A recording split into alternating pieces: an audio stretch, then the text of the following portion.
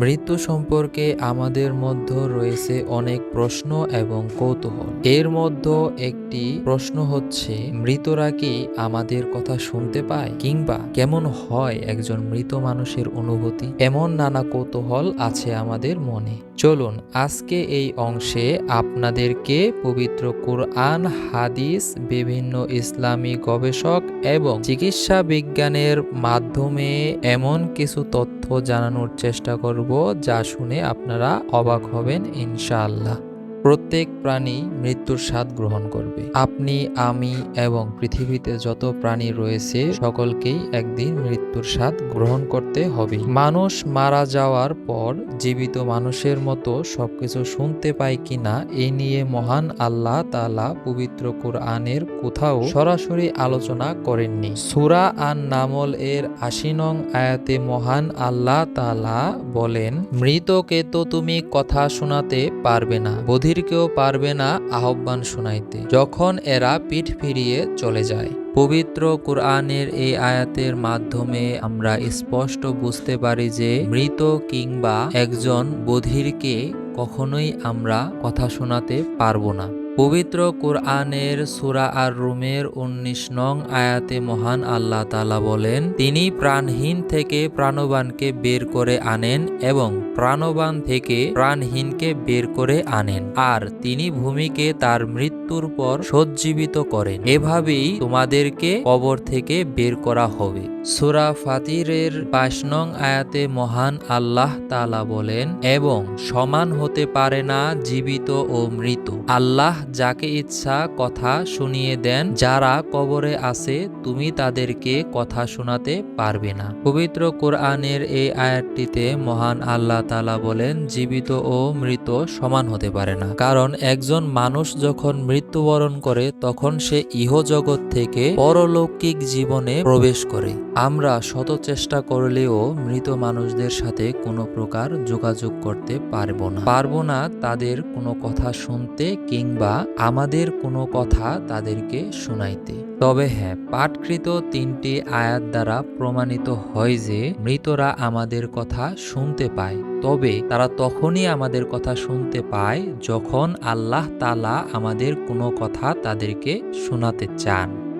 আল ইস্তিজাকার ১:১৮৫ নং হাদিসে বলা হয়েছে, রাসূলুল্লাহ সাল্লাল্লাহু আলাইহি ওয়াসাল্লাম বলেন, যখন কোনো মুসলিম ব্যক্তি দুনিয়ায় পরিচিত তার কোনো মৃত ভাইয়ের কবরের পাশ দিয়ে গমন করে এবং তাকে সালাম দেয়, তখন তার সালামের জবাব দেওয়ার জন্য মহান আল্লাহ তাআলা তার রূহকে ফেরত দেন। আল্লাহু আকবার। হাকিমুল উম্মত মাওলানা আশরাফ আলী থানভী রাহিমাতুল্লাহকে যখন এ বিষয়ে প্রশ্ন করা হয়, তিনি এর উত্তরে বলেছিলেন, এ মাসালার সাথে আকীদার সম্পর্ক নেই।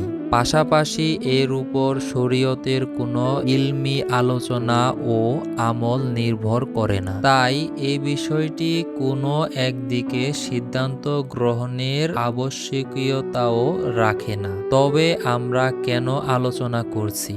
কারণ মানুষ জানতে চায় মৃতরা শুনতে পায় কিনা। এ বিষয়ের সাথে বর্তমানে মানুষের অনেক কর্ম জড়িত, যেসব কর্ম সরাসরি আকীদা ও ফিকহের সাথে সম্পর্কিত। বর্তমানে আমাদের সমাজে দেখা যায় বিভিন্ন ধরনের মানুষ মাজারে গিয়ে উলিয়া উলিয়াদের কাছে সন্তান সন্ততি এবং বিভিন্ন পার্থিব জিনিস পাওয়ার জন্য আবেদন করে। নাউজুবিল্লাহ। কৌতূহলের কারণে চিকিৎসা বিজ্ঞানও মৃত্যু নিয়ে গবেষণা করছে অনেক বছর যাবত। চিকিৎসা বিজ্ঞানের মতে মৃত্যু মূলত হৃদযন্ত্রের কার্য থেমে যাওয়া। এর ফলে একজন মানুষের শরীরের রক্ত প্রবাহ, শ্বাস প্রশ্বাস এবং মস্তিষ্কের কাজও থেমে যায়। মৃত্যু হলো এমন একটি অবস্থা যা থেকে ফেরা যায় না। যুক্তরাষ্ট্রের ওয়াশিংটন বিশ্ববিদ্যালয়ের অণুজীব বিজ্ঞানের অধ্যাপক পিটার নোবেল জানান, মৃত্যুর পরও সক্রিয় জিনগুলোর কার্যকলাপ দেখতে বহুদিন ধরেই বিজ্ঞানীরা গবেষণা করছেন। জিনের এই বিষয়টি দেখতে এতে নোবেল ও তার সহকর্মীরা ইঁদুর ও জেব্রা মাছের উপর গবেষণা চালান। তারা জানান শুধু মুষ্টিমেয় কিছু জিন নয়, প্রায় 1063টি জিনকে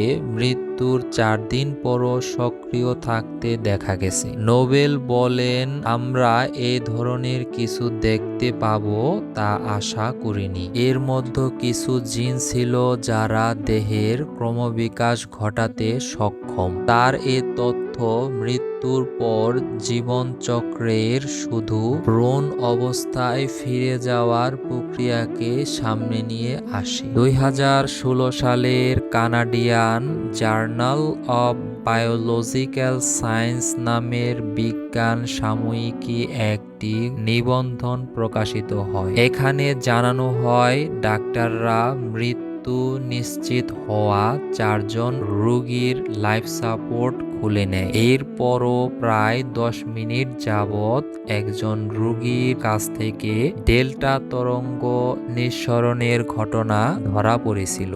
কিন্তু আশ্চর্য কথা হলো, ডেল্টা তরঙ্গ গভীর ঘুমে থাকা অবস্থায় মানুষের মস্তিষ্ক থেকে নিঃসরিত হয়ে থাকে। এ সময় ওই রোগীদের হৃদস্পন্দন বা নাড়ির গতি পাওয়া যায়নি, এমনকি চোখের তারাও প্রসারণ ঘটেনি। আল্লাহু আকবার। প্রকৃতপক্ষে মহান আল্লাহ তাআলা আমাদের জন্য যে সকল বিষয়গুলো জানা প্রয়োজন তা খুব সুন্দর করে কুরআন এবং হাদিসের মাধ্যমে আমাদেরকে বুঝিয়ে দিয়েছেন। আমরা শুধু ততটুকুই জানতে পারবো যেটুকু মহান আল্লাহ তাআলা আমাদেরকে জানান। এর বেশি আমাদের পক্ষে জানা সম্ভব নয়। একজন মৃত ব্যক্তির সাথে তার মৃত্যুকাল থেকে শুরু করে মৃত্যুর পরবর্তী জীবনে কি কি ঘটে তা আসলে সে ব্যক্তি এবং মহান আল্লাহ তাআলাই ভালো জানেন। মহান আল্লাহ তাআলার থেকেই কোনো বিষয়ে কেউ বেশি জানেন না। আমাদের মানব জীবনে যেটুকু প্রয়োজন সেটুকু আমাদেরকে মহান আল্লাহ তাআলা পবিত্র কুরআন এবং হাদিসের মাধ্যমে খুব সুন্দর করে আমাদেরকে জানিয়ে দিয়েছেন। তবে হ্যাঁ, পবিত্র কুরআনের আয়াত এবং হাদিস পাঠের মাধ্যমে আমরা বুঝতে পারি যে মৃতরা আমাদের কথা শুনতে পায়, তবে আমরা ইচ্ছে করলেই তাদেরকে আমাদের কথা শোনাতে পারবো না। মহান আল্লাহ তাআলা যদি চান তবেই তারা আমাদের কথা শুনতে পাবে। যেমন আল ইস্তিজাকার 185 নং হাদিসে বলা হয়েছে, যদি কোনো ব্যক্তি দুনিয়াতে পরিচিত তার মৃত ভাইয়ের কবরের পাশ দিয়ে গমন করে এবং তাকে সালাম দেয়, তখন তার সালামের জবাব দেওয়ার জন্য আল্লাহ তাআলা তার রূহকে ফেরত দেন। মহান আল্লাহ তাআলা সূরা ফাতিরের 22 নং আয়াতে বলেন, সমান হতে পারে না জীবিত ও মৃত, আল্লাহ যাকে ইচ্ছা কথা শুনিয়ে দেন। তাই বলা যায় আমাদের পক্ষে কখনোই সম্ভব না একজন মৃত ব্যক্তিকে আমাদের কথা শোনানো। মৃত ব্যক্তিরা তখনই আমাদের কথা শুনতে পায় যখন মহান আল্লাহ তাআলা তাদেরকে আমাদের কথা শোনান। এছাড়া কোনোভাবেই মৃতদেরকে আমাদের কথা শোনানো আমাদের পক্ষে কখনোই সম্ভব নয়। ইনশাআল্লাহ আমাদের পরবর্তী অংশের আলোচনা হবে বিভিন্ন ধর্মগ্রন্থে একজন মৃত মানুষকে কতটা সম্মানের সাথে দেখা হয়, তাদের সাথে কিরকম আচরণ করা হয়, অর্থাৎ তাদের শেষ কার্য কিভাবে সম্পূর্ণ করা হয়, এ নিয়ে থাকবে আমাদের পরবর্তী অংশের আলোচনা। আশা করি এই ভিডিওর মাধ্যমে আপনারা নতুন কিছু তথ্য পাবেন। তাই পরবর্তী আলোচনাটি শোনার জন্য অবশ্যই আমাদের চ্যানেলটি সাবস্ক্রাইব করে রাখবেন।